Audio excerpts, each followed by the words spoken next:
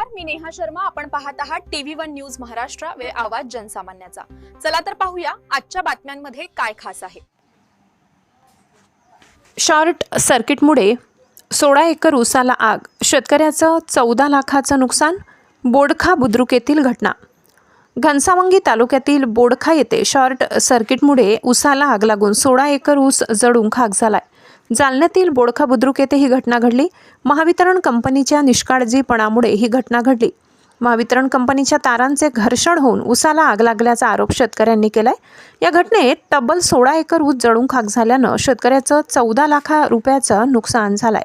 बोडखा येथील गट क्रमांक 125 मधील 8 एकर, 124 मधील 8 एकर ऊस जळालाय. त्यामुळे वसंत ढेरे, प्रल्हाद ढेरे, मीनारंदे या नुकसानग्रस्त शेतकऱ्यांनी नुकसान भरपाईची मागणी केली आहे. याबाबत महावितरणाकडे वारंवार तक्रार करूनही योग्य ती दखल घेतली जात नाही असा आरोप शेतकरी वर्गातून होत आहे. लोंबकळलेल्या विजेच्या तारांची तात्काळ दुरुस्ती करावी अशी मागणी शेतकरी करीत आहेत. TV1 news Balasaheb Dhere.